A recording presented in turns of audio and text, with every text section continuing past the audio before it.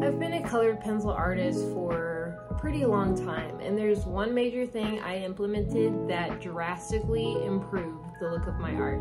With this trick, you'll start saving so much time on your drawing process, as well as bumping up the vibrancy and saturation of your drawings. So the secret is to add a second medium to your process.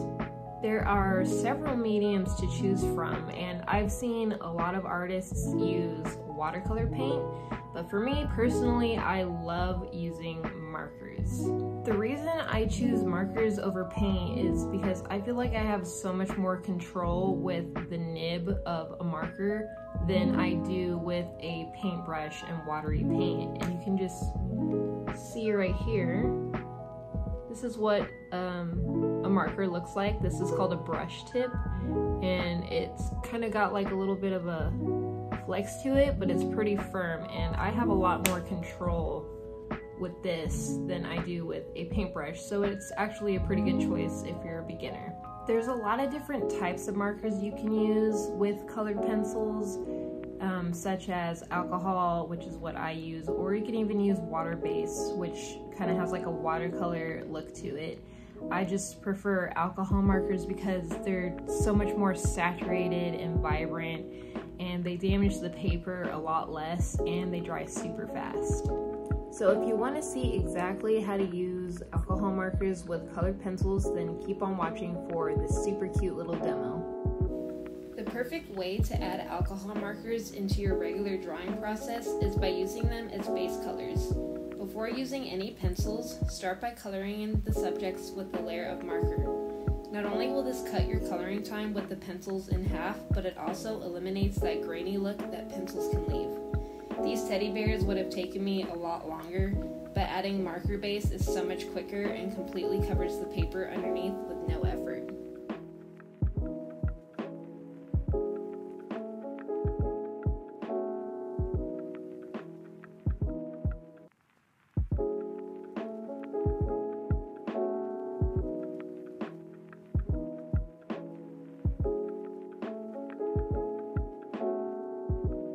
Something important I want to mention is that when I first started adding markers to my work, I felt compelled to cover the entire paper with marker before moving on to pencils, but that didn't last long because I felt my drawings started looking overly saturated. So now I mostly only use markers for the subjects of my drawings or areas that I want to stand out the most.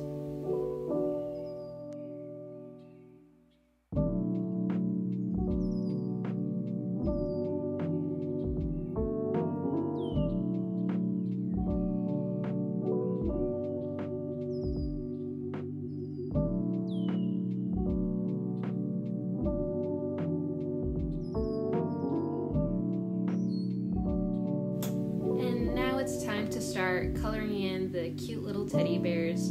So I'm just starting by redefining some of that line work.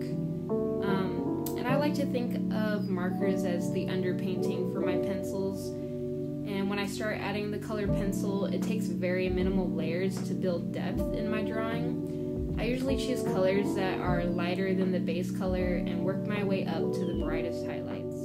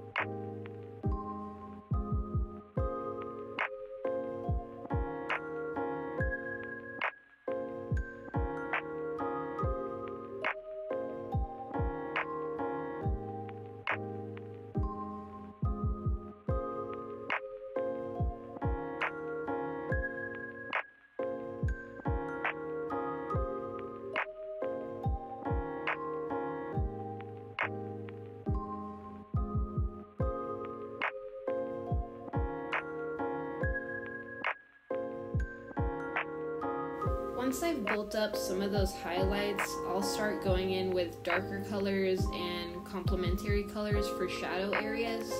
And if things start to look a little scratchy, I'll just grab a mid-tone or a color that is similar to my initial base color and blend things out for a little more smoothness.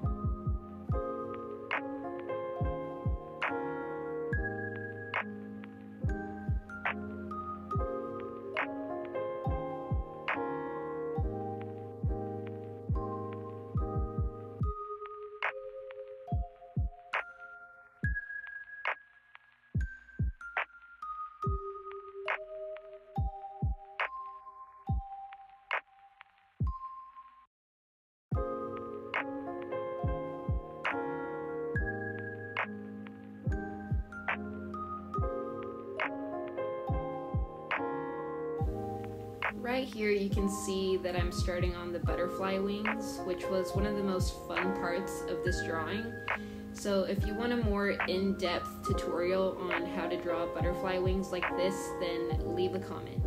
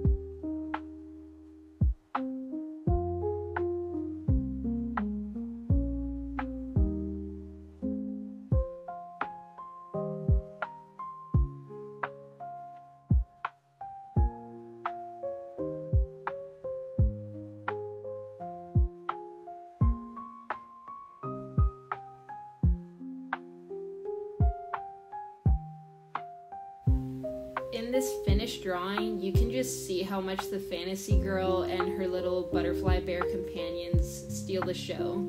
I used marker for her skin and hair, and obviously for her bear friends, making this drawing look high quality and highly rendered in a much shorter amount of time. For the sky and clouds, I just used a few layers of pencils on their own with no marker. So what do you think? Is adding a second medium to your drawing something you're willing to try? I can't imagine not using them, to be honest, because they've become such a huge part of my process and I will never go back. Thank you so much for watching, and if you liked this video, make sure to leave a like and subscribe so that you get notified the next time I upload.